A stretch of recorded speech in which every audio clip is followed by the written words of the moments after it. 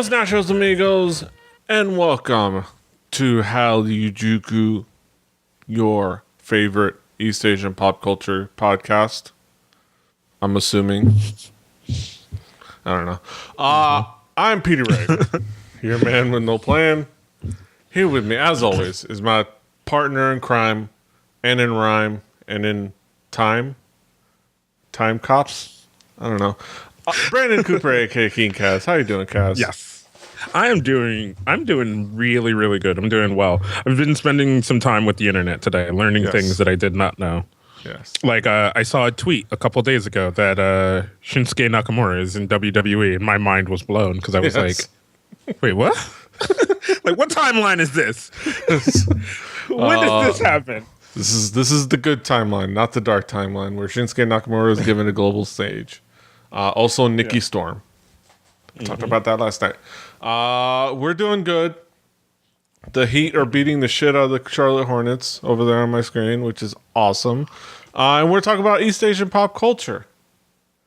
We're talking about K-pop. We're talking about other stuff as well. Mostly K-pop today, I'll be honest. Yeah, mostly K-pop. Definitely today. Though I am going to throw a little bit of Japanese in there, in the headlines at least. But like we always do, we talk about what's new. The big thing that was new in the past couple weeks, first of all, JYP is back. JYP came back with a proper release of his own in the time that we've recorded episode.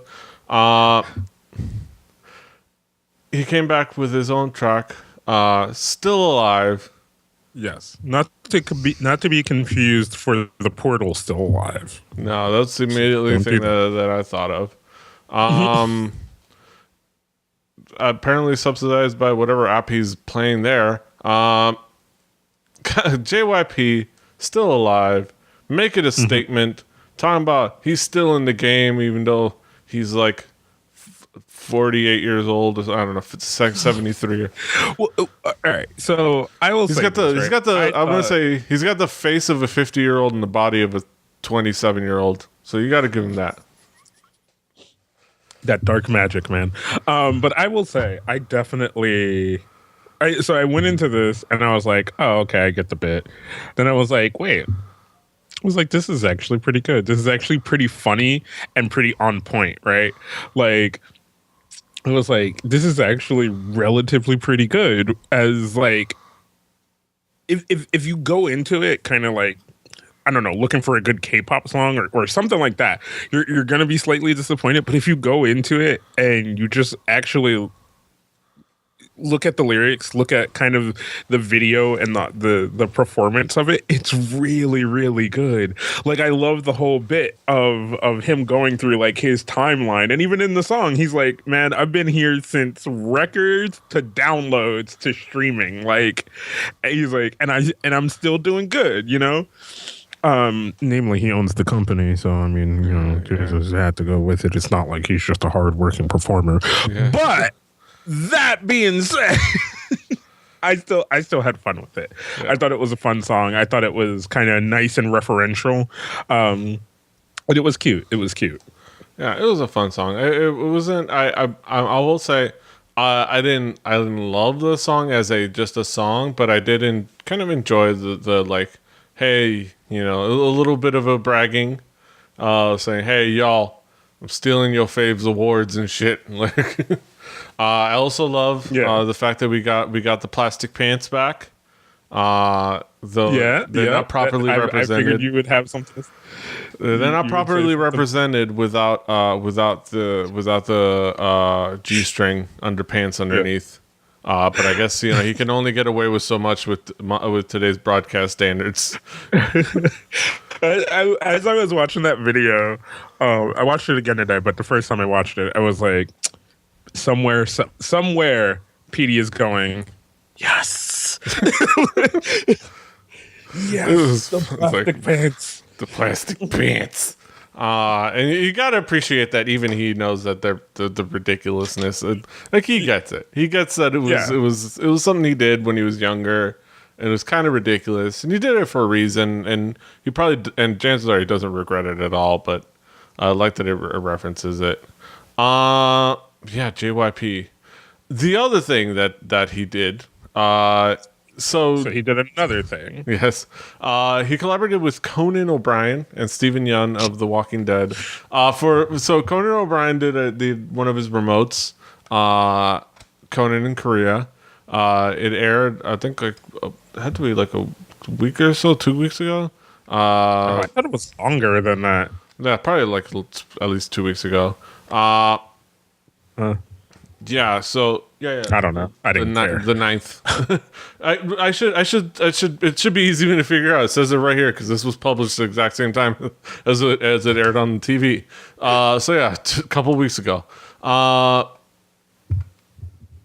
And it was enjoyable. It was fun. It was they had a lot of really cool moments, and it was a fun adventure. Stephen Yun is pretty funny. And at the end, they premiered the JYP collaboration with Conan O'Brien and Stephen Yun and Park Jimin Park of 15 An. Even though she gets the Weather Girls treatment, the Everybody Dance Now Weather Girls treatment, where she doesn't get to appear in the video. So unfair. But yeah, for Fire. And I have to say, I know that you had indicated that you had less than good reaction to this. I actually really enjoyed this.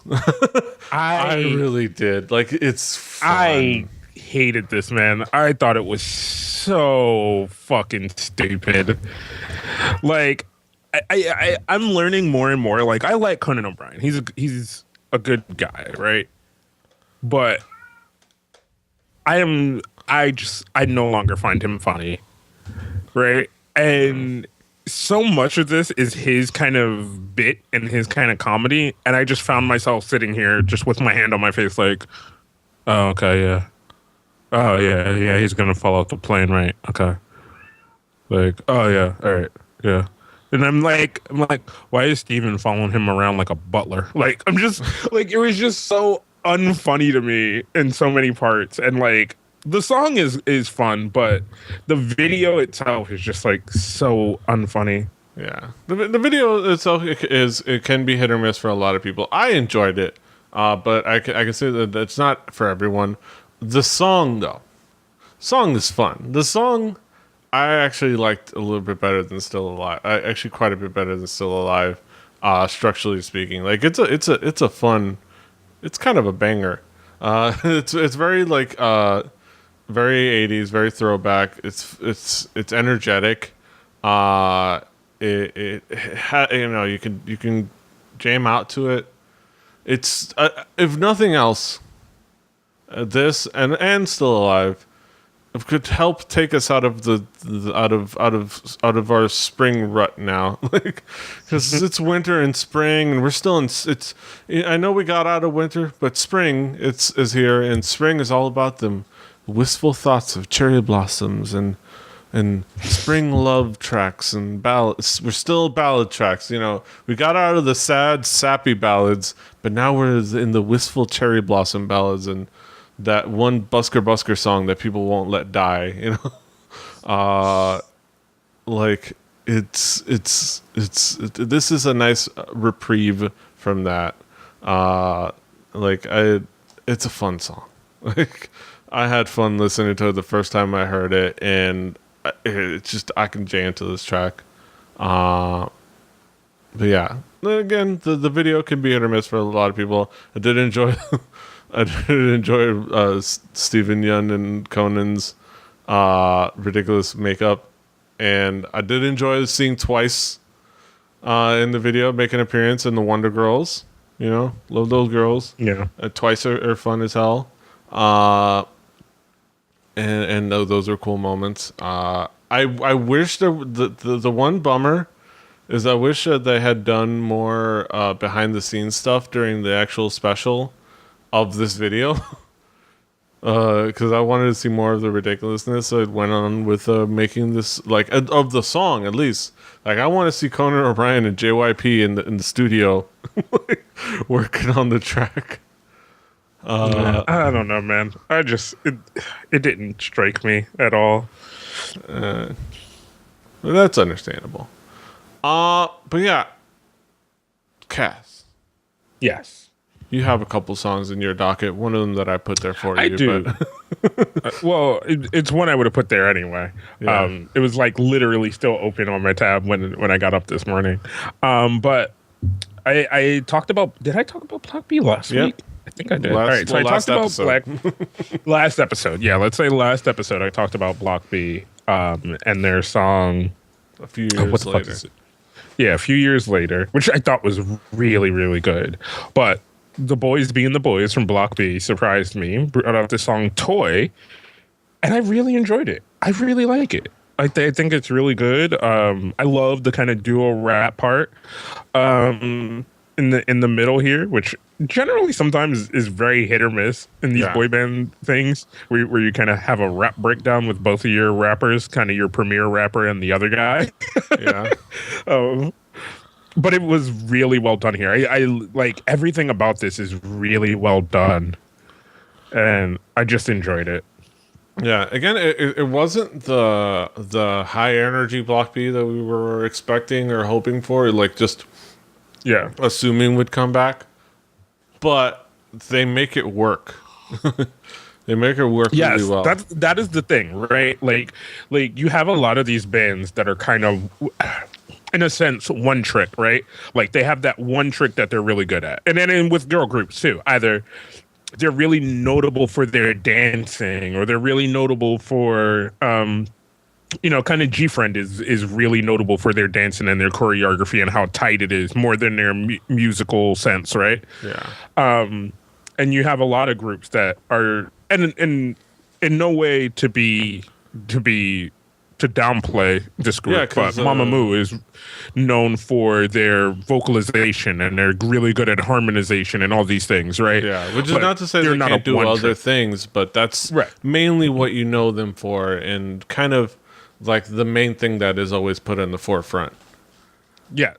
And Block B for a long time was known by being this high energy, party song group or whatever, and they've had some ballads in the past, but I've never checked to see how some of those ballads have done sale wise and record play wise, but they were never necessarily my favorite things from Block B in the past.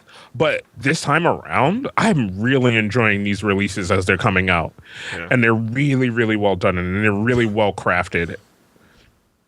Yeah, he hit the dab in that moment, and that was wonderful. But yeah, it's really well done, really well crafted. I think it shows a lot about how much the group has grown and how much Zico has grown as like just a composer and as a writer. Mm-hmm. Like he's been like at this point when did Block B debut? God, fucking it seems like it's before our maybe like 2011. Oh, okay, I was off by a year. Great. Fuck. Yeah, 2011. So at this point, like having been a guy that loved and was partaking in music for years before, of course, training, because you become a trainee, you train forever. And now as a 5-year veteran, Zico is and the group is, and kind of having hit their highs and their lows. I think that's grown them quite a bit. So it's really cool to see it, especially in this new material. Which I might end up having to check out the whole album. I'm trying to make amends with all the albums I've been saying I was gonna buy and haven't. I'm trying to go back and buy a bunch of stuff. So, and then there's just gonna be stuff that's gonna come out that I'm gonna insta buy, like that Yezi album. Just insta bought that, and I feel I'm getting the same feeling about this, right? Like as I heard those tracks released from Yezi, kind of track after track, as they started to come into my attention and stuff like that, I enjoyed it more and more and more as I heard it, to the point that once there was something to buy, I was just like, it's a no-brainer. I'm going to buy it. And I'm feeling like that with this coming into what is most likely going to be this new album from Block B. Like, the more and more I hear, the more and more excited I get to hear the next thing, the more and more I feel like, you know what? I'm just going to buy it. Like, as soon as there's an availability to buy this, I'm going to buy it. So, yeah. But yeah. Moving on from Block B. May already be. I'll check later though. Yeah. Moving on from Block B. Yes. We have not too far from Block B though. at least not genetically speaking. Yeah, this Wu-Tae-Woon, or as everybody else knows him, Zico's brother. Zico Young. Yeah. Zico's Young. So I have mixed feelings about this song. I think it's okay, but I don't think it goes anywhere. Yeah. And I'm still glad that he did it. I've had this moment. So he was featured on Show Me the Money, or the last season of Show Me the Money, and I thought he had really good moments, right? But he definitely didn't deserve to go far, because he didn't have this complete skill set, and it shows in this song too that he doesn't have the complete skill set to be that main stage rapper. Yeah, like. But he is good at the craft, just not fully complete, or not even as complete as his brother is. And I don't think his brother is that great of a rapper. Sometimes sometimes he surprises me, but I still enjoyed the song though. Yeah, it has a lot of things that it's like I can see where you can see the promise in there, but. Yeah, like the problem is that it has such of that kind of cliche YOLO swagness of it, but without it's not believable. It's not believable. Like, some people can make you believe in that YOLO swag thing, even when you know it's not real, right? Like Zico's good at that. He's good at making you believe in that YOLO swag thing, even though it's not who he really is. GD has been good at that for years. That's what he's built his career on, is making you believe in the YOLO swag of G-Dragon. But there is so much of that here. There's so much of that like, oh, look at me, I'm so into rap music and I'm so good at it, and I love this craft kind of thing that you don't believe, right? Yeah. Because it's not the dokey kind of YOLO swag. It is very much in that realm of what we find acceptable from Korean rappers, where they're like these guys who love the craft and love the art of it, and make you believe that they love the art of it, because most of them really do. But you don't get that feeling from Wu-Tae-Woon in these things, right? It just seems so fake. It seems so painted. Yeah, and it's like also he does the thing. There was a bit of a controversy where people thought that he had said the dreaded N-word. In the song, which came in the hook apparently. I haven't gone back and listened to it to verify. I know he definitely in the verses says nigga a lot, which of course means you, means I, it's just a pronoun. But he says it in such a way that you know what he really wants to say. Like, he does the thing. Like, I think we've talked about on the show where there can be the misunderstanding between, like, that being a word in Korean, and you may hear it wrong. But I'm also of the mind that with some of these rappers, like, there's an intent, because that's not the only way. That's not the only word to say you. Like, it does mean you, but it's not the only one. And some of these guys, I'm not saying that there isn't a legitimate word usage there. I'm just saying I see what you're doing. Don't think I don't see what you're doing. I see what you're doing.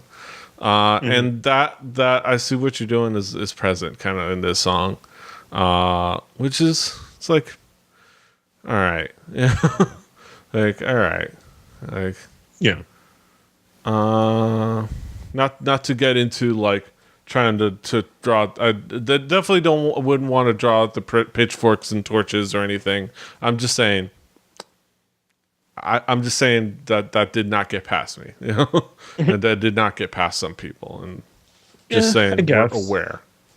I don't know.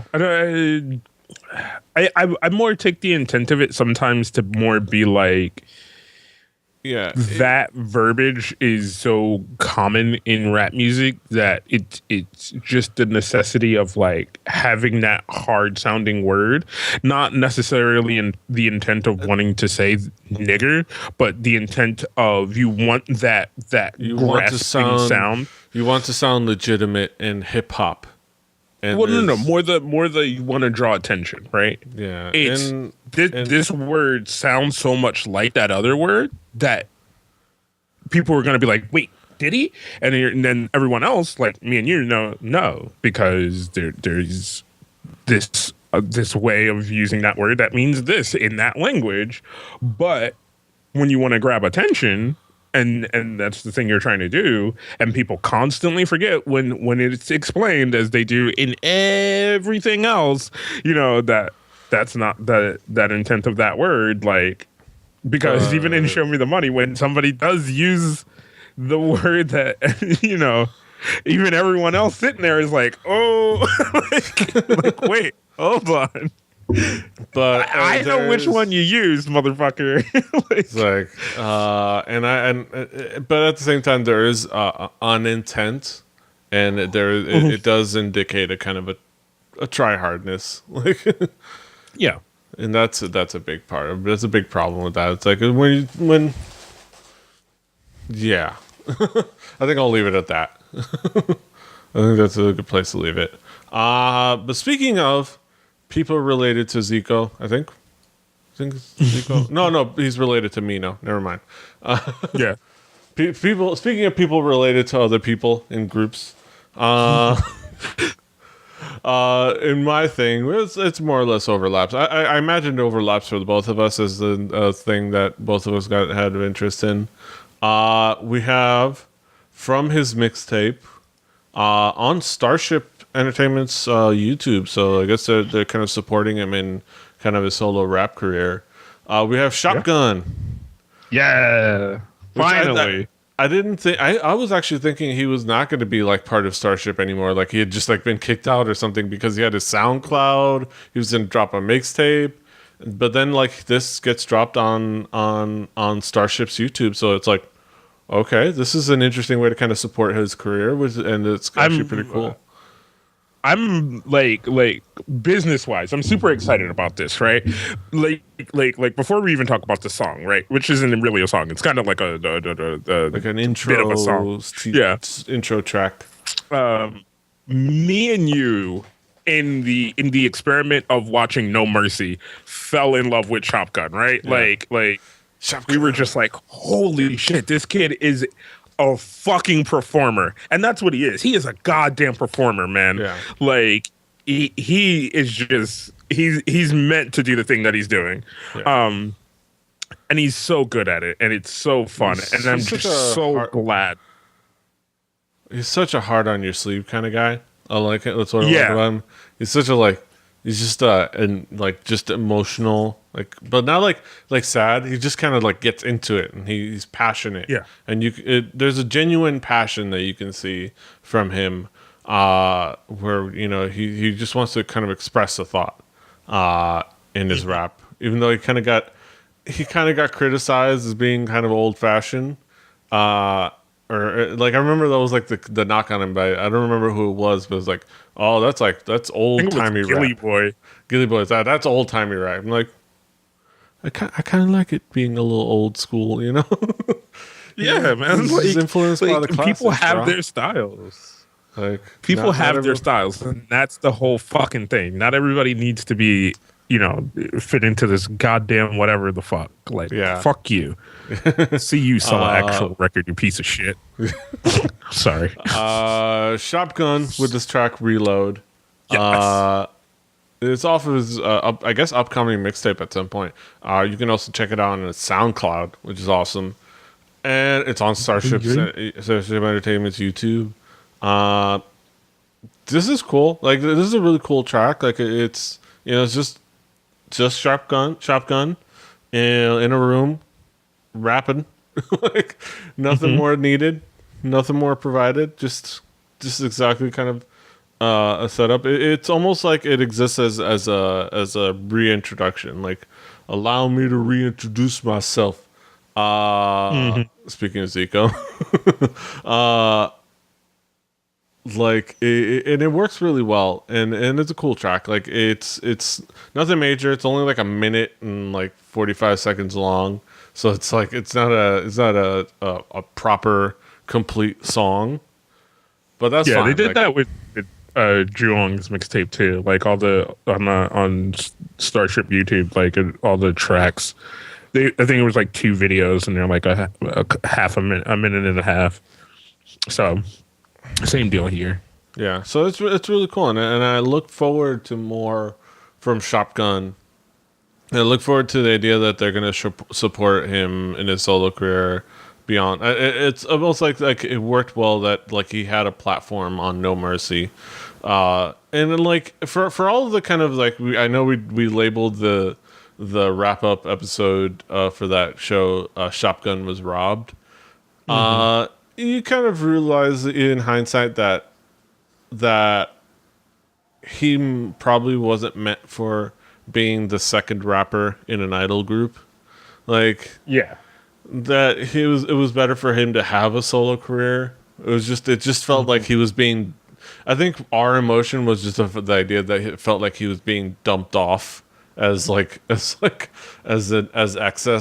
like it was just being thrown away.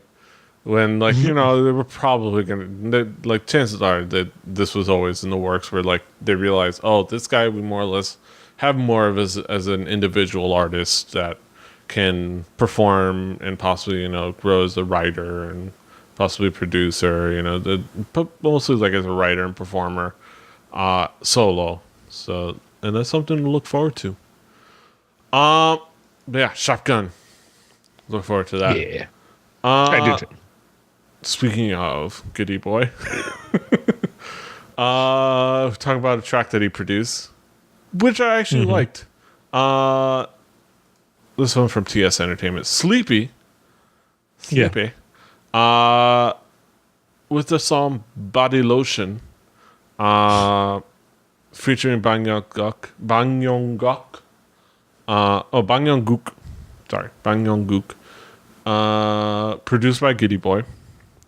This is a cool kind of a bopper. It's cool. It's pretty chill, but it's fun. Yeah. It has an energy to it. It's not going to put you to sleep. It's actually gonna have you bopping your head. It has a nice energy. It's a nice like pre-summer summer jam. Like, yeah, definitely. And that's what's really cool about it. Again, I'm looking for tracks to accelerate time and bring us to the summer. Because I ain't about this cherry. I don't have cherry blossoms outside my window, so I don't give a fuck about them sakura ballads or whatever. Yeah.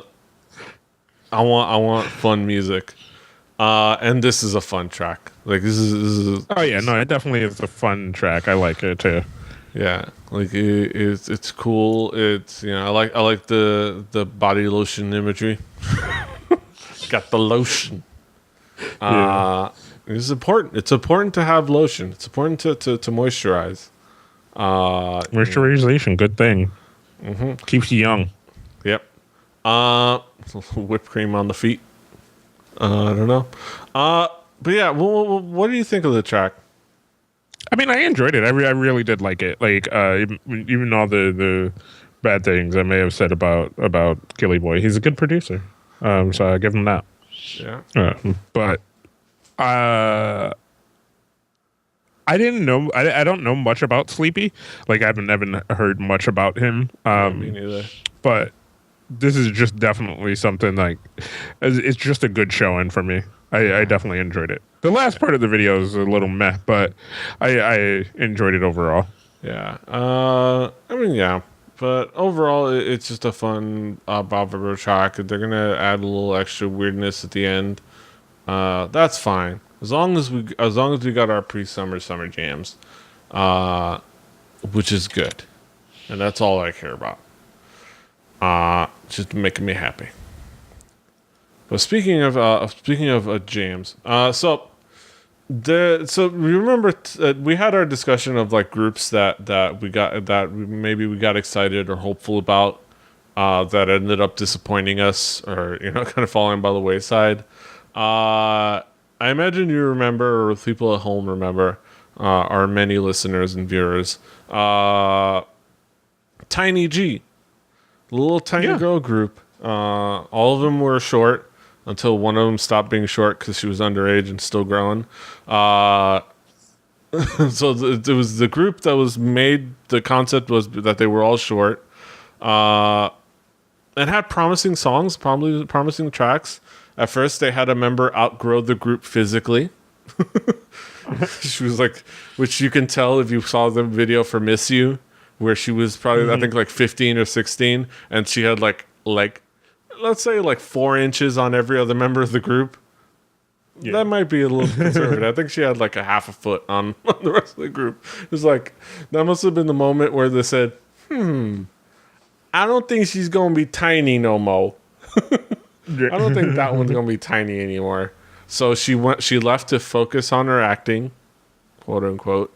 But yeah, she outgrew the group physically, and then they had a member of the group outgrow the group in relevance. With one of them kind of having having a promising acting career, and that left the other 2 members kind of in limbo, kind of in that Miss A limbo land, like rest of Miss A limbo land, where Min and is at. So part of that was a disbandment that wasn't a disbandment, or at least some rumors. But at the very least, Mint, the time member of the group, moving on to another label and deciding to go solo. We got some teasers that were sort of promising. We got like a little bit of image teasers, a video teaser, and then the song came out. And then it's like, okay, it's not 2011 anymore. This is not good. This is. Oh, yeah, okay. I was looking at some from Tiny G. Yeah. This is Mint. And then, like, okay, so it starts out promising.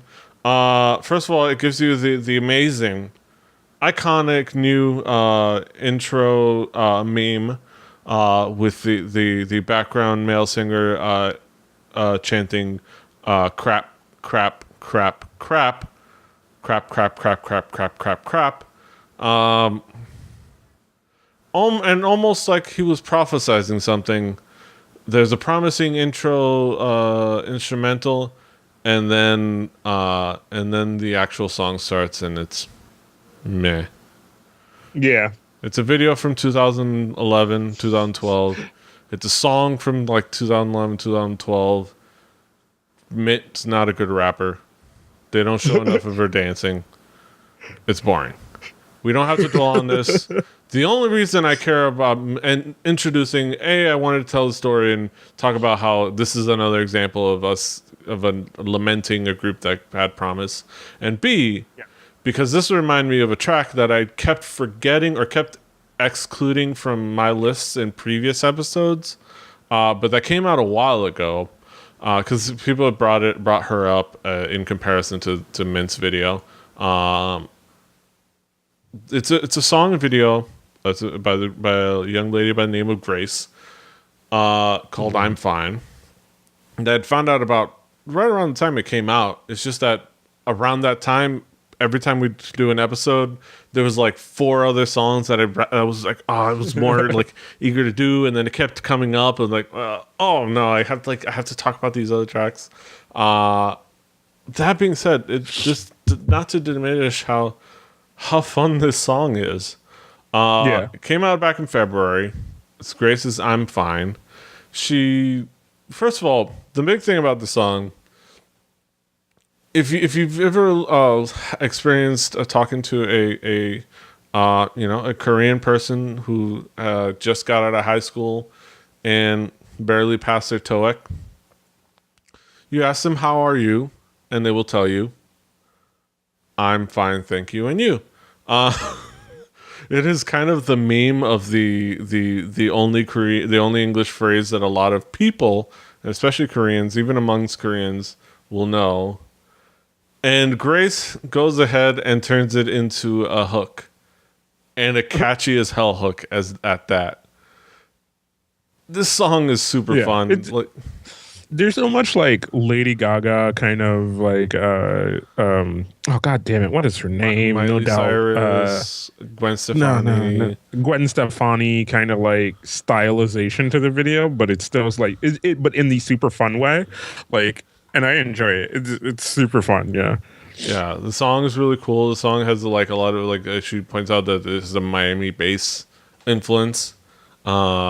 Which I guess it probably resonated with me same way that What's Up resonated with me when it's like like I talk about, it's like they you know what, like how What's Up, they at least got the accuracy to the music of twerking.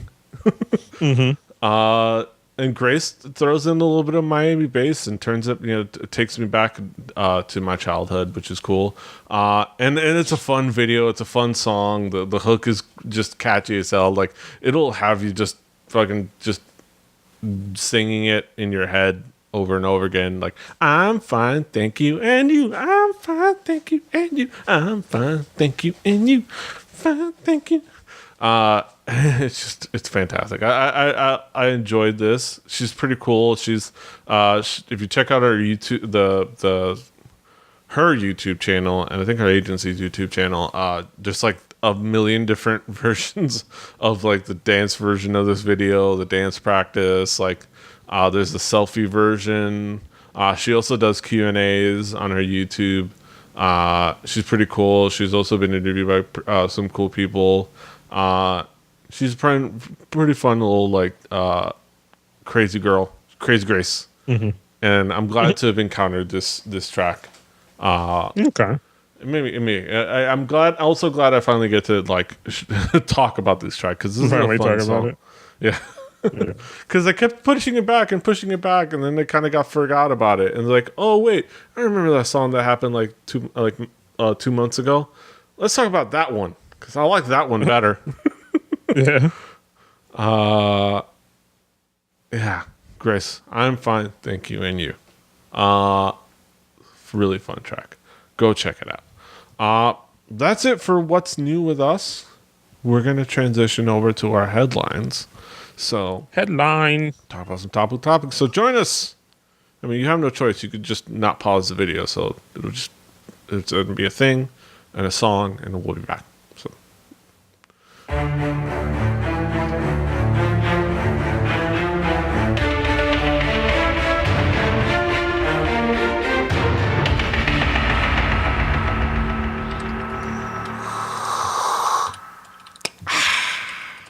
Welcome back, ladies and gentlemen, to our headlines. Kaz is furiously looking for scoops on the wire, the AP wire. Like a set up journalist. A goddamn doc for another podcast. Follow the bit. Go with the bit. All right. Let's talk about some headlines. Let's talk about some cool stuff. Babymetal. Babymetal debut at number 39 on the Billboard 200, putting them in rare company. After its success in Japan, Babymetal's recently released album Metal Resistance. I'm like trying to show you, but then I'm just showing a reflection. Metal Resistance is in the news for debuting at number 39 on the Billboard 200 charts. That's significant because it makes them the second highest Japanese artist to ever make it onto the chart, behind only Sakamoto Q at number 14 after his timeless hit Ue wo Muite Aruko Sukiyaki went viral overseas. It also helped that their performance on the Late Show with Stephen Colbert sort of went viral on YouTube, clocking in just shy of 2.5 million views. Yeah.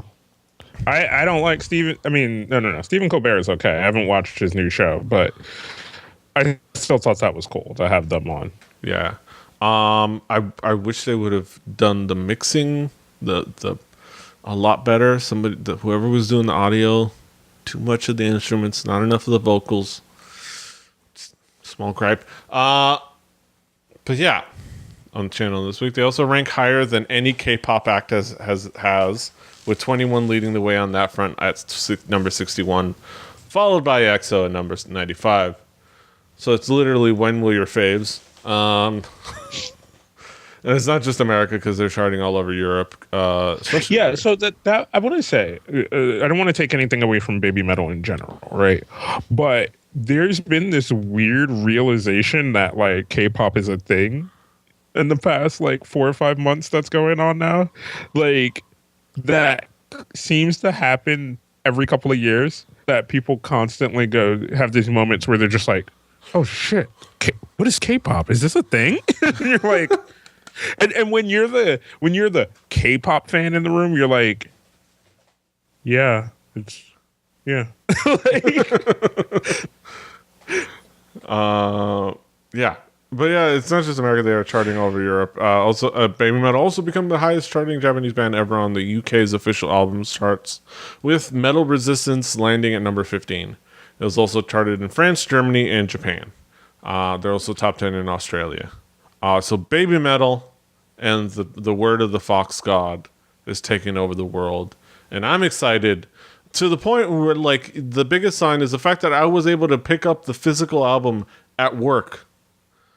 At a retail location in Miami, of all places. I just picked up the album. I love it. And I bought it. They scanned it, and I paid my money, and they gave it to me. And then they had to check my receipt at the door, and then I left, and it was mine. It's not much of an album. I'm not going to do an unboxing video because, well, here's your unboxing. Nice. There you go. Good shit. Good shit. Again, Japan is a CD-centric country, so they just want you to buy the CD. So they're not going to make it too pricey or too fancy. They just want you to freaking buy the thing. So this is kind of crazy and exciting, isn't it? like for just relative, like to see Babymetal kind of blowing up like this, because they were slightly viral, but now it's starting to get legit. Like their hype is getting legit.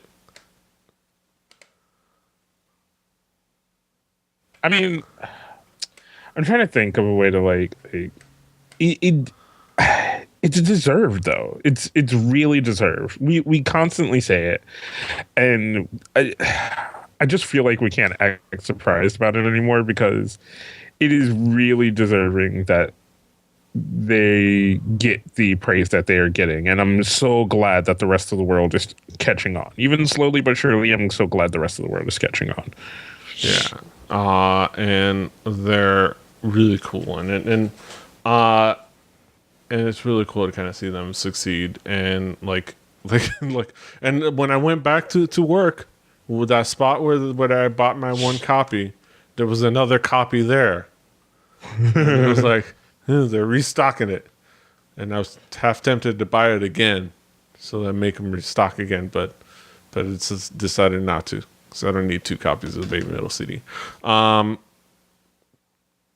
yeah, it's exciting. I'm so happy for Babymetal. And I will spoil and say that we are going to talk about this album on a future episode of Record Breakers. I think I said that already.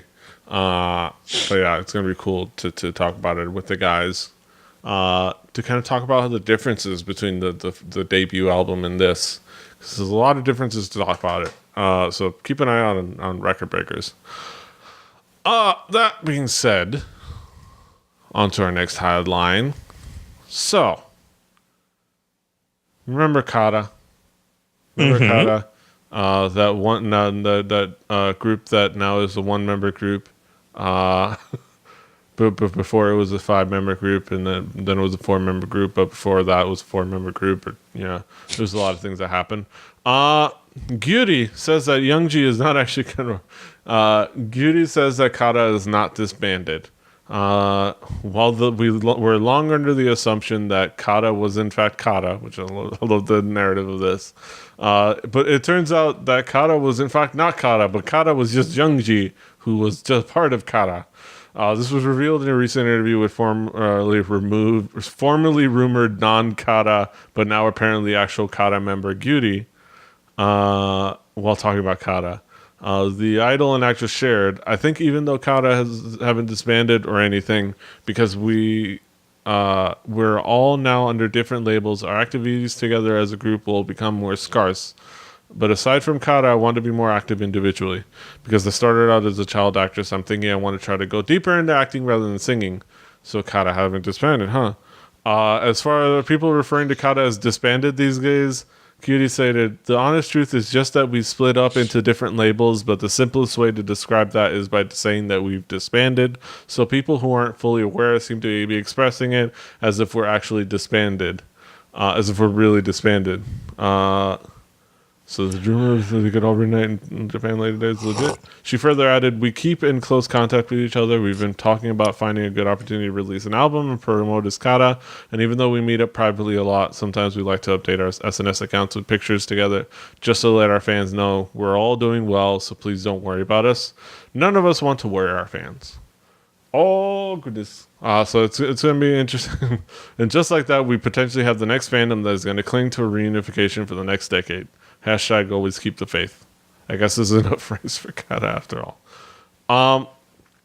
So the hope is there in that she basically said that, hey, don't say my backup plan isn't there anymore.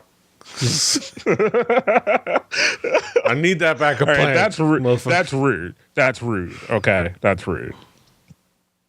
I mean, but where's the lie though? But the idea, I think the idea is still it's a really cool idea, that the fact that that they actually do get along, and the fact that that there is a possibility, if the parties all are smart and know that it's good for everybody to work together. Like if they decided to still have Karazia or Karasia, kind of the concert they always have together. At whatever combo you want. If you want it to be the most recent version of kata, if you want it to be, I hate to say it for Youngji's sake, but the kata 5 that were before Nicole and Ji Young, if you can make that work out. Or if you want to go crazy and have a 6-person kata with Youngji and Nicole and Ji Young. Talk about that for a dream concert. That would, I mean, everyone knows that would be a money printing endeavor. Like, if you hold a kata concert, people will come, because the camellias are still strong, and so if the opportunity is there, it would be smart of them to do so. But do you have hope for a kata reunion? I don't know. It just seems like one of those things that is just constantly like they said, they're constantly updating their SMS and social media stuff, and like just constantly like one of those things where you're like, maybe, huh, no. It's just like, oh fuck. It was like, yeah. It's like wow. Let's not call my backup plan disbanded. I might need that. It's like, just like, how you doing this week? Did you make enough money? Yeah, I made enough money. How you doing? I made enough. You making? All right. So no. All right, no this week. All right, next week we'll meet again. I did like this picture from Pending. This is apologies to Queen Gyuri, but what's done cannot be undone. Which is a nice picture of the other four. It says, "Who are you? I'm you, but stronger." Which I enjoy. Which is just the clone Youngji army right there. It's amazing. Of course, the people are saying that Kara hasn't disbanded. They just diversify their product line. some coconut water, coconut cream. But yeah. So yeah, it's kind of like, still saying, hey, we could work it out. We don't hate each other. Like, we can work it out. So keeping the hope alive. But yeah, not speaking of, uh, speaking of crazy fans, no, love Camellia out there. Got love for the Camellia, especially Fufu. Creates amazing cause.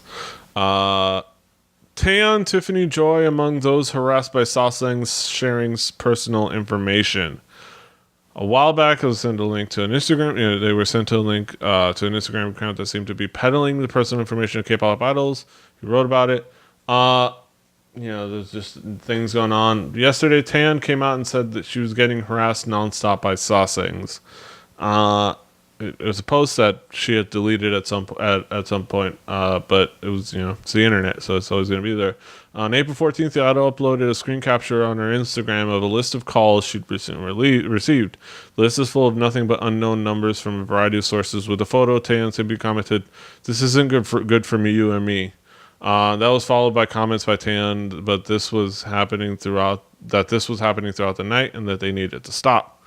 This is translation every 3 minutes for several days, early morning, afternoon, day. If I knew they disliked me this much. Further evidence that this was happening was provided by sasaengs themselves, who were posting up pictures of what they were doing. It's like, why are you asking me this? Please don't contact me about things that have nothing to do with me. People like, and a lot of this, part of this is, as you can see, this is a picture of Kai and Crystal. Who we found out are in fact dating.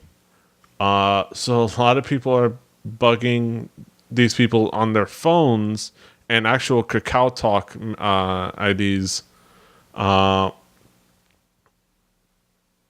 It's like for example, it's like some dude saying that she answered the call and it's like she's waiting for me to speak. It's like this guy. It wasn't just Taeyeon, as other idols like Tiffany were also targeted. Says, hi, Tiffany. I like this. I like this because Tiffany don't play. He's like, hi, Tiffany. He did an emoticon. You cannot unregister from Kakao Talk because you have been suspended in accordance with our service policy. Please contact our customer service. Again, no reply. Just fucking blocked. Like, reported. Tiffany playing. Yeah. This is some nonsense.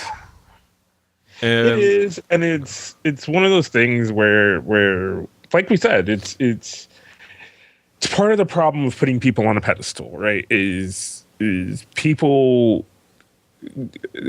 get way too connected to these people and way too attached. And not everyone means harm. Some people just want to just be able to connect to these people that they have this connection to. But you got to realize, man, it's a one-way street. Yeah.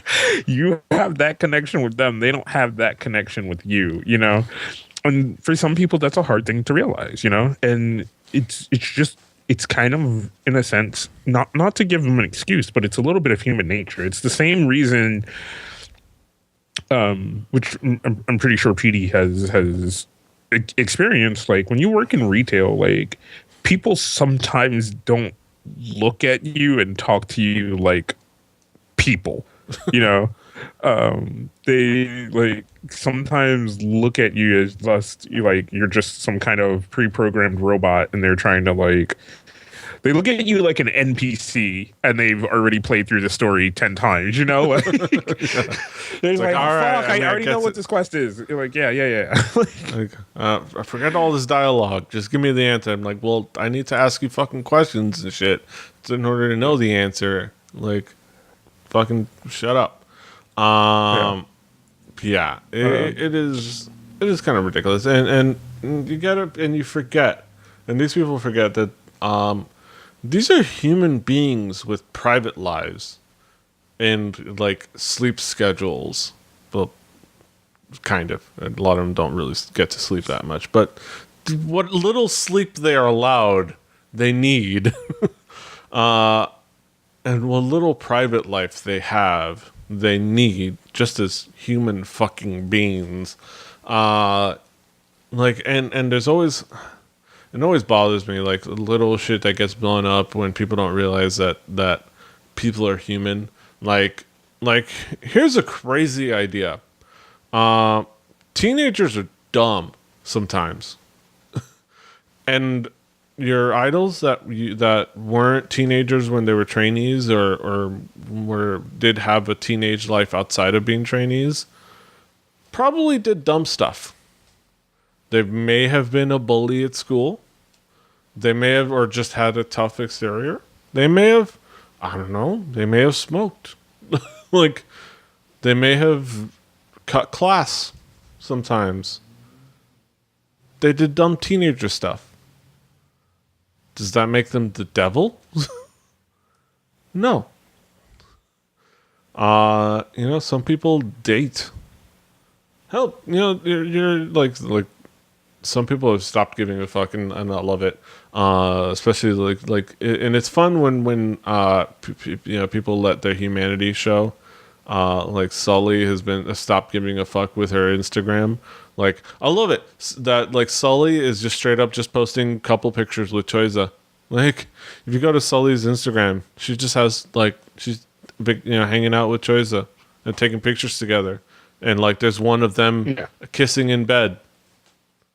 They're fully clothed, but they're adorable, and they're kissing in bed and all being all PDA, And I understand, like, yes, you can say you're not a fan of PDA, but you can't like fucking come off like it's an affront to your life that Sully has a relationship. But it is. It's all about me. What about me? Yeah, and people are selfish, man. Like that same mentality is like the fact that this next headline: sasaeng ring participant mad that fans are giving the sasaeng treatment right back. So while there's no actual, like we talked about, there's no actual effective way, the way to effectively combat the international K-pop fandom's sasaeng ring, because they're just from different countries, and it's hard to enforce that other than to just try your best to report them on Instagram for doxing people, because that's something that is a thing just in general they people take seriously, and will at least listen to you on that. There's been at least one of the people that harassed Taeyang is getting served a delicious dose of reality. As you can see, I'll just quote what some people said to Taeyang: "You can just change your number, put it on silent." There's a long rant by somebody who admittedly is probably English is not their first language, but somebody who goes by the name of I Called Taeyang, or actually I Called Taewon, because I guess somebody else took I Called Taeyang.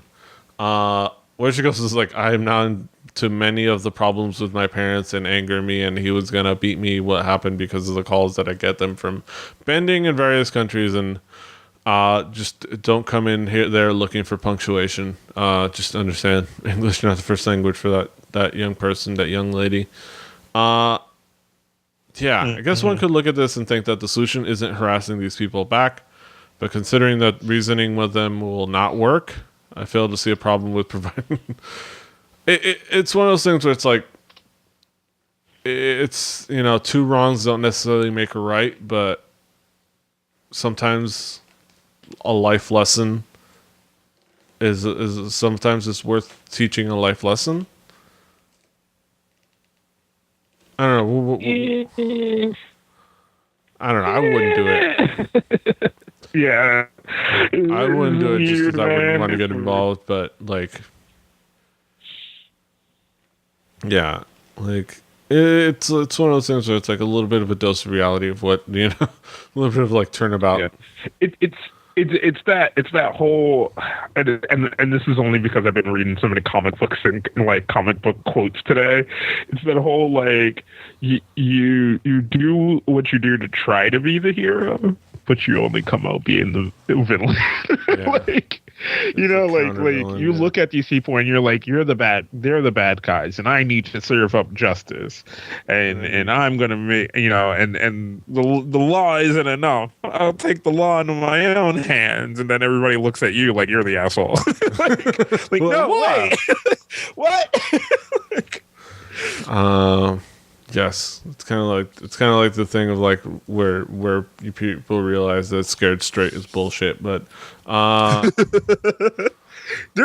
I'm not even gonna get into it. the scared straight program. God, there's an amazing clip of the one kid.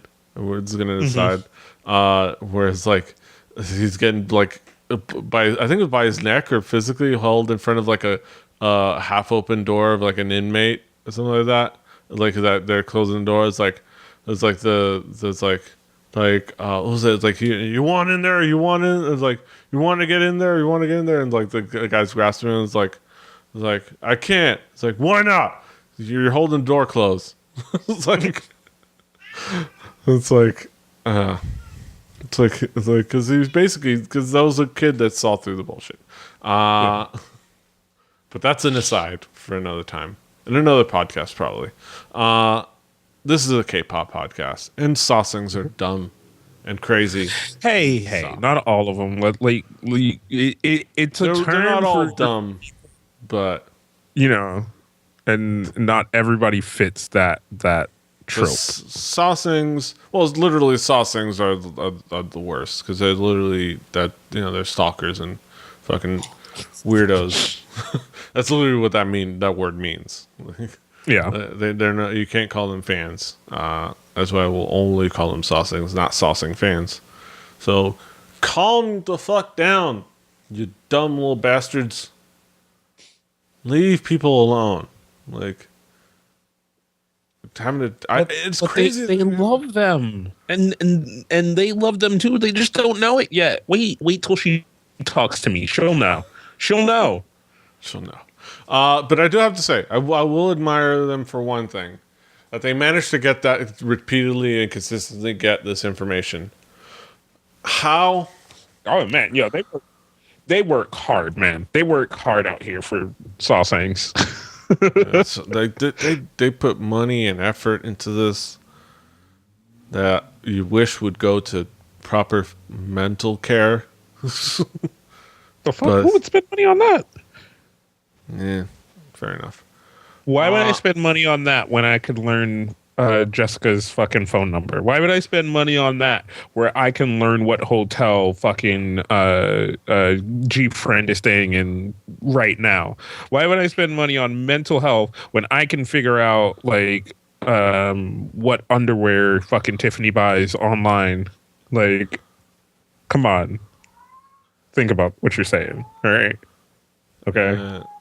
Please. I could probably. The thing is, I could probably guess what she buys. She buys basic ass Victoria's Secret and whatever is the modern equivalent of juicy tracksuits. Tiffany is so LA basic. Tiffany is like, have you ever watched her on Snapchat? Like the way she talks, she's so LA basic, and I can't get enough of it. She's like you can tell she's like not the person you ever want to hang out with because she's so ditzy and so LA. Yeah. Like, but I can't stop looking at her Snapchats. Mainly because the other girls are in the background and stuff, and it's like the only cool. She's the social media maven of the group. Anyways, that aside, enough about Tiffany's You got lost. LA basicness.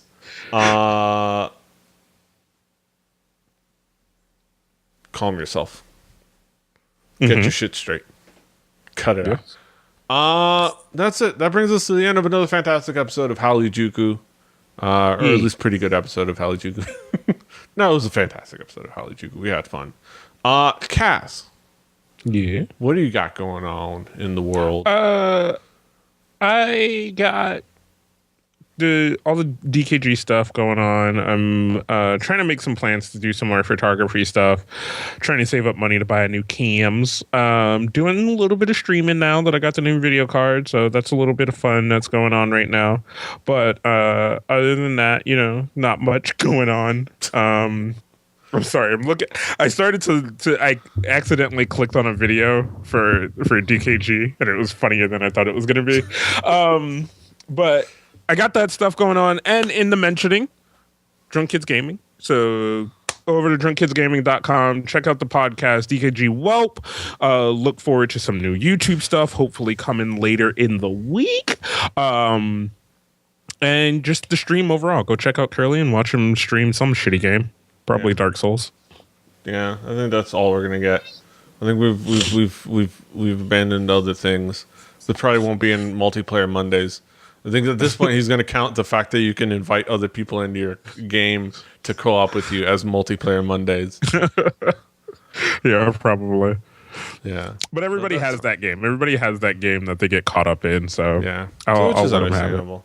Like probably when Overwatch comes out, I'm gonna probably be playing a lot of that. Because I got to play that recently, and it was actually really fun. And I'm actually really enjoying. Because of course I played Diva, the Korean girl that rides the mech, like the little. The StarCraft Pro. Yeah, it's awesome. I've liked her character as well, even though I haven't played the game yet. I just like her character story based that she's a pro StarCraft player, and then she rides around in a mech, and you can get out of the mech. I'm just like, all right, that's all the anime I need. That is my character. Like whenever these games like this come out, well, more of these newer kind of competitive games where the characters are really, really like interesting.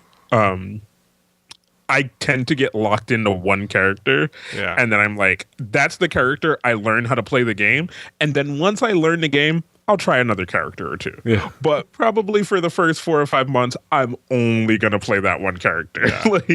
I've done that with Heroes. I did that with League of Legends. Like I do that with a lot of these games where people are so much more about the game and all the characters. They're like, oh man, and there's this character and there's that character and there's this. I'm like, I don't know what you're talking about, man.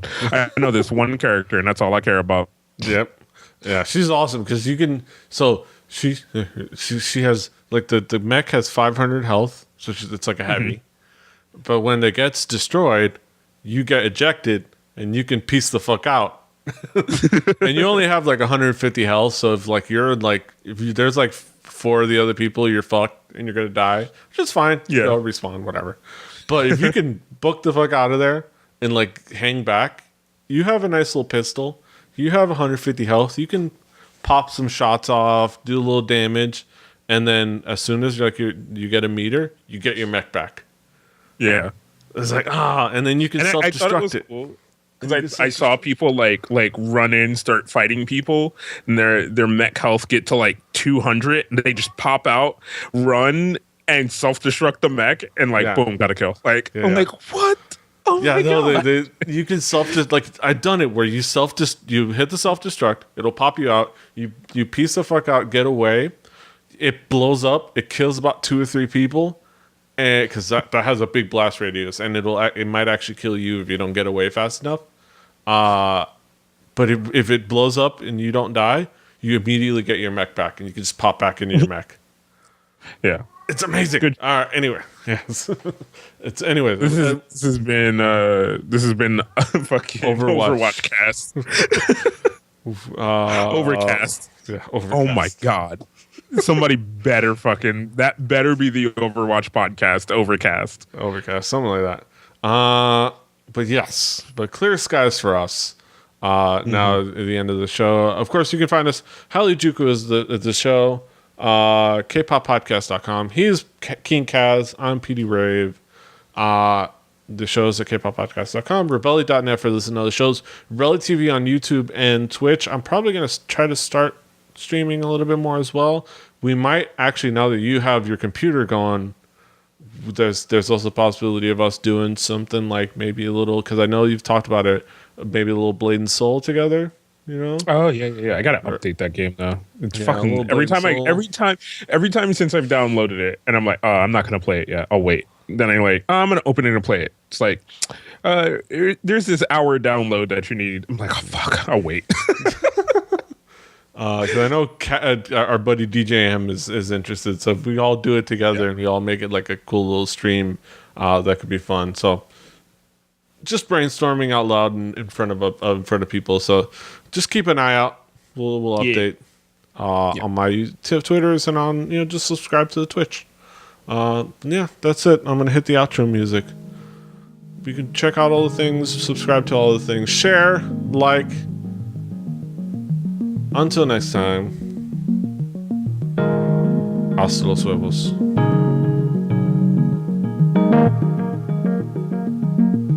Well, didn't I tell you? Don't you know? Fighting.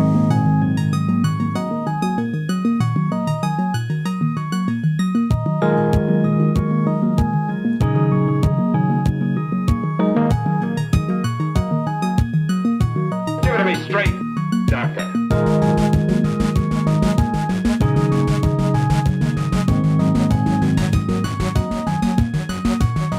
Give it to me straight, Doctor.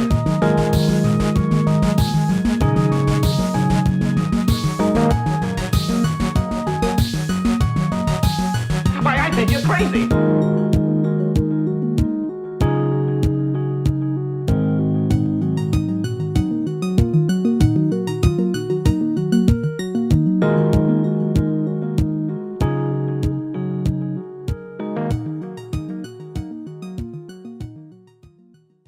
Diamond Club hopes you have enjoyed this program.